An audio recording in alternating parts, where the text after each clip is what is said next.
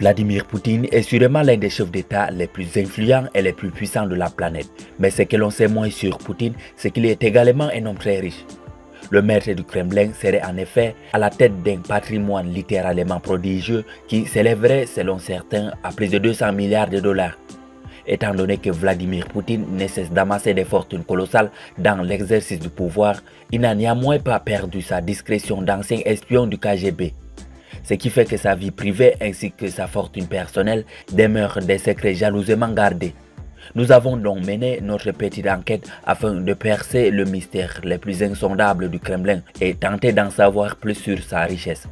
Installez-vous bien car aujourd'hui nous allons découvrir comment Vladimir Poutine dépense ses milliards. Mais tout d'abord, si vous êtes nouveau sur la chaîne, n'oubliez pas de vous abonner et d'activer la cloche de notification pour ne plus rater aucune de nos prochaines vidéos. Alors bon visionnage.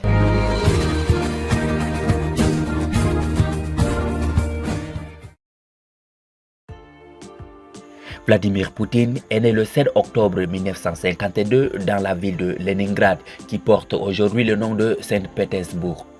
L'Union soviétique venait juste de sortir de la Deuxième Guerre mondiale et les affres de celle-ci se lisaient encore sur la quasi-totalité des visages.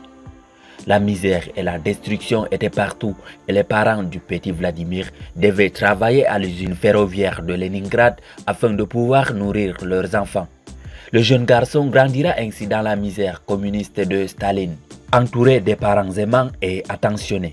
À la limite de l'indigence et de la pauvreté la plus noire, le petit Vladimir Poutine parviendra néanmoins à faire ses études dans de très bonnes conditions tout en pratiquant divers sports de combat où il excellait tout particulièrement. Plus tard, il s'inscrit à l'université de Leningrad où il allait suivre des études de droit. Il obtiendra finalement son diplôme en 1975 et rejoindra directement les rangs de KGB, l'emblématique service de renseignement de l'Union soviétique, réalisant ainsi un rêve d'enfance car, à vrai dire, le jeune Vladimir Poutine cultivait une véritable passion pour le métier d'espion et il adorait lire les romans d'espionnage. Alors qu'il n'avait que 16 ans, ce dernier s'était même présenté à la porte de l'antenne locale de KGB à Leningrad demandant à être incorporé comme agent. Les gardiens s'étaient moqués de ces pauvres et chétifs adolescents tout en admirant sa ténacité et sa bravoure. Mais ils ne pouvaient pas savoir que c'était né devant eux leur futur patron. Car le jeune Poutine était bien déterminé à devenir espion. Il intégra donc la direction du KGB pour la ville de Leningrad où il servira pendant plusieurs années dans le service du contre-espionnage local, gravissant peu à peu les échelons de la hiérarchie.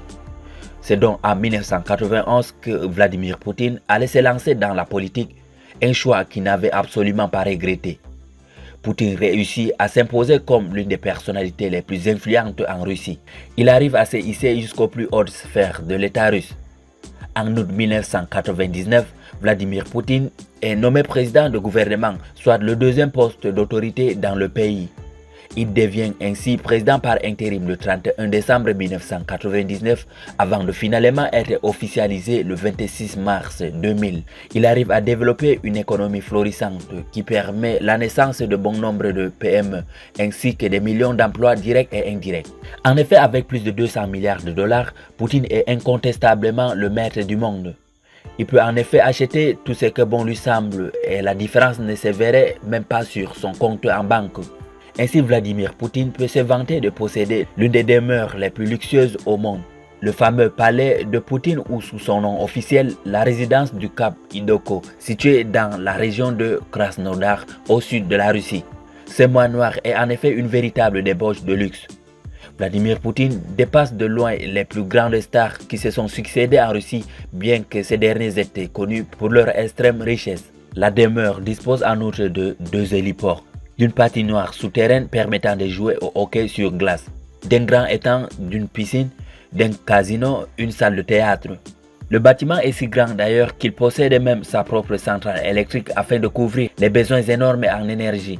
Et pour compléter ce tableau quasiment surréaliste, le palais dispose d'un port privé prévu pour accueillir les yachts de Poutine et de ses invités, ainsi qu'une église et plusieurs bâtiments pour loger les personnels. La superficie totale du palais couvre 7000 hectares, pratiquement 39 fois la taille de la principauté de Monaco, et aurait coûté la petite bagatelle de 1,12 milliard d'euros. Ainsi, même en possédant l'une des demeures les plus luxueuses de la planète, Vladimir Poutine n'aurait dépensé que 5% de sa fortune totale. Le président russe posséderait en effet une bonne vingtaine de palaces et de résidences luxueuses disséminées à travers tout le pays et probablement aussi à l'étranger.